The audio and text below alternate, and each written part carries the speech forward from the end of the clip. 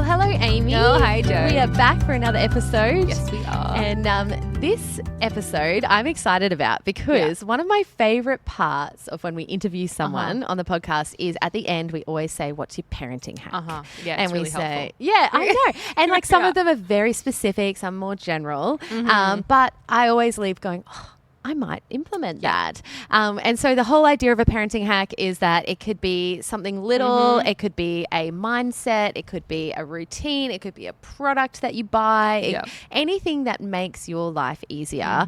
Because I often will chat to a friend and they tell me about something that they're loving for their family and I go, oh, I'm going to do that too. Game changer. And it really helps. And so, anyway, that's just, and so we decided instead of just leaving it for just our guests, we would do some parenting hack episodes where we actually have got some sent in from some friends, some listeners to the Strong Families podcast who've said, oh, I've got one. And I'm like, okay, let's include it. So why don't you kick us off? Our first, we've kind of put them in categories because we were like, look, some of these hacks kind of went together. So why don't you kick us off with the first one for when you need to get out the door with your family? This is one that's actually recently changed my life. This is not from me, but reading, I'm like, this is gold. Make the lunch boxes the night before. Okay. Yes. Do you do this? I do this. Okay. I do this. Not only do I do this, but there are certain things that I will prep like at the start of the week. I think this year, now that I have 2 kids, I'm really having to level up my prep game because my time is shorter. So I will chop my apples in advance and I will put lemon juice on them. Oh, lemon juice. But a little bit. Do your kids complain about the lemony Not at flavor? all. Actually, the first time Archer had one, he kind of like took a bite, tilted his head, and then he was like, yeah, this works. And so he's good with it. I know that maybe not every kid is, but prepping things in advance to then just dump in the lunchbox the night before, it's perfect. Game changer. Game changer. I've definitely noticed that when I need to get out the door is like if I need a specific outfit for all my kids, obviously some days they can just dress themselves. Totally. No problems. But there's other times where you're going to an event or church on a Sunday or something where you care about what they're wearing. And as kids get older, sometimes they're very attached to like a t-shirt that you're not very attached to. And so, I have really found the prep the night before of outfits. Smart. Finding the shoes, putting the outfits together, that is very helpful. I probably should do it more, but you know, those particularly early busy mornings, it's been really good.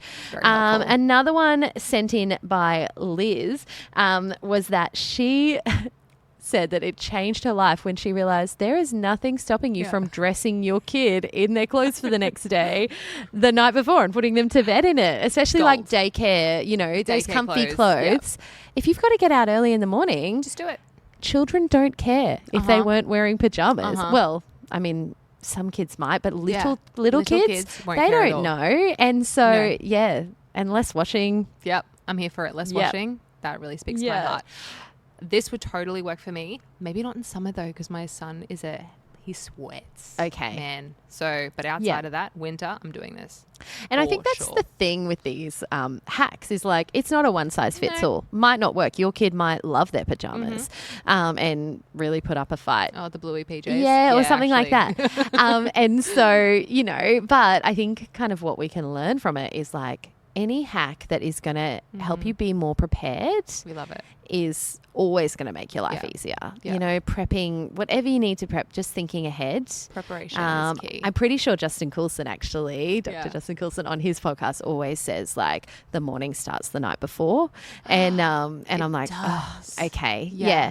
And it's just funny how like me personally I don't have that probably routine structured kind of life, especially before I had kids. I was always like racing out the door last minute. And so it's just something I've had to learn, and I've genuinely found my life get easier because of it. So totally. Love that. Prep is everything. Amazing. So that's our for when we need to get out of the door category. So Jo, do you want to kick us off for when you're feeling discouraged? So Laura sent this in and she just said, look, the biggest life hack I have is to just keep the mindset of not comparing your life with others. Yeah. And it's so true. So you know, we true. all know that social media is a highlight reel. We all know that it's not the true story. And yet, because we are so surrounded by it, and even not just social media, even just face to face, people are going to show you their best selves. Absolutely. And so often it can be hard to have that comparison and feel like, you know, every other parent, every other family has it all together, or their children seem so perfect, or that kind of thing. And just remembering, like, comparison is the thief of joy. Absolutely. And so my life hack is to just refuse to compare. I love that. Yeah. I love that so much. Yeah, it's super encouraging. Yeah. It's like that classic thing that when you say to someone, oh, your kid is so calm and so well behaved, and then the parent's like, yeah, you come home with us. Like, Yeah. Don't compare. Just Yes. don't do it. Yeah. I really like this one a lot. This next one, it's show your children it's okay to be imperfect. These moments are perfect teaching moments to be humble and apologize. I love this so much. I'm no one's a perfect parent, and I find myself apologizing to my kid so much. And like, just, you know, sorry, mummy got a little bit angry, or, you know, just scenarios like that. Sorry, mummy said that, blah, blah, blah. And having those conversations, not just so that he knows that I'm sorry, but also I'm modeling to him that it's okay to be imperfect, and it's really important to take accountability. So I love that. It's that taking responsibility, because that's what we want to see with our kids is like, we know they're going to stuff up, but we want them to learn to, like, kind of own the mistake. Hey. Yeah. And so, I think we put this one as for when you're feeling discouraged, because I know I feel the most discouraged when I have stuffed up as a parent, and you think I'm ruining them because I'm not being the role model I want to be. I'm not being as calm as I'd like to be, or, you know, like that's when you feel discouraged. Hey, so you're like, I've really stuffed up. And so I guess an encouragement is like, it's okay to be imperfect. Okay. And that's actually a really important learning tool for your kids. And obviously it's got to be a genuine apology. And obviously we can always work towards like improving our, you know, faults and things like absolutely. that. But like that imperfection is actually a really important part of being a parent and your kid being a kid. So love it. Amazing. Alrighty. For the next one, it was for the stay-at-home mum. So why don't you kick us off with that one? Yes, I can. This one's great.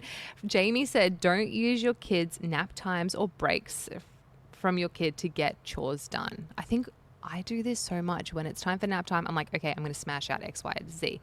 So she also said, instead, do the washing, cleaning, making lunches with your children there, even helping include them, and then use the breaks you have to replenish your soul. Read a book, eat some food that will recharge your soul and spirit to be engaged and present again when you are with them. That's great. Yeah. I love that. I noticed that when like I'm doing washing or whatever, Archer does come up and he wants to be involved. And sometimes because I feel like, oh no, I'll just do it quicker. I'll be like, no, buddy, just go play. But I can actually include him, and it can be a learning moment in that. And it also means that when it's nap time, I can put my feet up and recharge. Yeah. It's so good. Yeah. Yeah. Like reading a book or something like that is just such a just a beautiful thing to do. And sometimes you feel this pressure that you have to squeeze in your entire life into the little breaks without your kid. And so I thought that was really encouraging. This next one is for the stay-at-home mum, and it's just having the mindset that you're not just a mum. Because you know when you fill out, like, you go to an appointment or something and they're like, oh, what's your profession? You know, what's your occupation? And I know that for the stay-at-home mum who doesn't necessarily have a different occupation to put in there, you can sometimes feel, oh, I'm just a mum. Like, what do I even write for that? Do I write home duties? Like, and so, having the mindset you're not just a mum, and actually claiming that I am very influential in my home. I'm not just a mum. I'm the gatekeeper of what comes into my home, of what comes into my children's minds and lives, of what atmosphere I set in my home. I thought that was powerful. So Vic, who sent this in, was saying, look, we are the atmosphere setters. And so if we're complaining or nagging or grumpy or those kind of things, that's what we're setting in our home. But if we go, no, I'm not just a mum, I'm actually able to kind of really influence this world that I'm in and do this work that I believe is the most important work that I could possibly do. That's just a really good mindset. 100%. A really good mum hack, I guess, is to go to not let the just a mum slip into your vocab. Don't that's it. Kind of own it. Yeah, it's a huge role. Yeah. It's a huge role. So that's a really good reminder. Yeah. A really good reminder.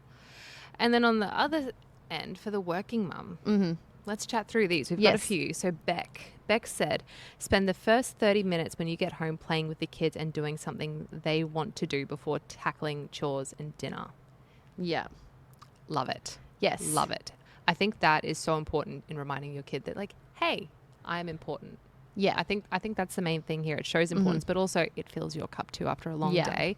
You don't want to get straight back into the things that have to get done. Spend time with your kids. We love our kids. Yeah, that's awesome. Right. And kind of in the same vein, Stevie sent in that for their family, they really need unstructured time. So same kind of thing, not just rushing from, their daycare setting or school setting and then straight into chores and busyness, but actually having unstructured time, and 100%. That kids actually really need that for their mental health and their just, stability, I guess, is that they're like, I need some time just to be. 100%. And so for them, their family, they call it pajama Saturdays, PJ Saturdays, where they will often have a Saturday where it is, we choose not to go out, we choose not to do other activities because we lead a busy life and mum works, and so we're going to actually have that downtime at home.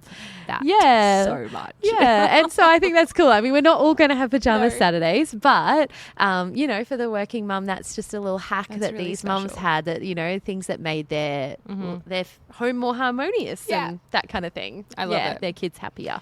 Yeah. And I think the lesson that we can learn from that is prioritizing that family time and connection is so important. It's so important for our families, and we shouldn't lose sight of that in the busyness of the world.